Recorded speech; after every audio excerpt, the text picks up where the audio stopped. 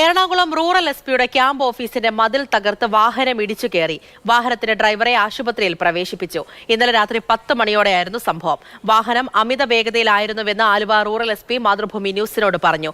അപകടത്തിന് പിന്നിൽ സുരക്ഷാ പ്രശ്നങ്ങളില്ലെന്നും ഡിവൈഎസ്പി.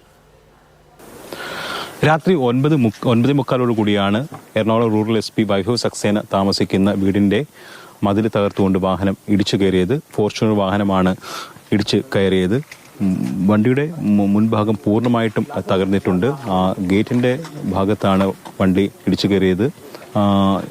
മണപ്പുറം ഭാഗത്തേക്ക് വരികയായിരുന്നു വണ്ടി. ഒരാൾ മാത്രമാണ് വണ്ടിയിലുണ്ടായിരുന്നത്. ഇയാൾ പെരുമ്പാവൂർ സ്വദേശിയാണെന്നാണ് അറിയുന്നത്.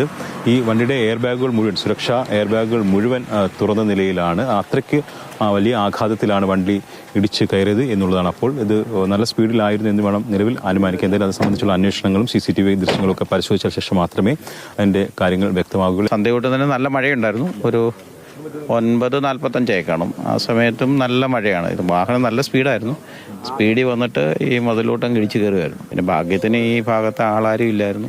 സാറ് ക്യാമ്പ് ഓഫീസിനുള്ളിലായിരുന്നു. പക്ഷേ അതിന് PSമാരെ കൂടെ ഉണ്ടായിരുന്നു. വൈദ്യസഹായം കൊടുക്കാൻ ഹോസ്പിറ്റലിലേക്ക് കൊണ്ടുപോയി വിശദമായിട്ടുള്ള പരിശോധന നടത്തി. ഏതൊക്കെ ആരോഗ്യ പ്രശ്നമുണ്ടോ, ആക്സിഡന്റ് വെച്ച് എന്തെങ്കിലും പ്രശ്നങ്ങളുണ്ടോ.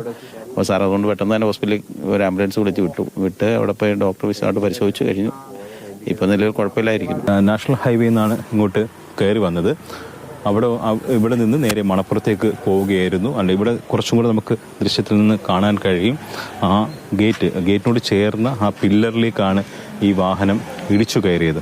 അതിൻ്റെ ആഘാതത്തിൽ മതിൽ പൂർണ്ണമായിട്ടും ഒരു ഭാഗം പൂർണ്ണമായിട്ടും തകരുകയാണ് ഉണ്ടായത്.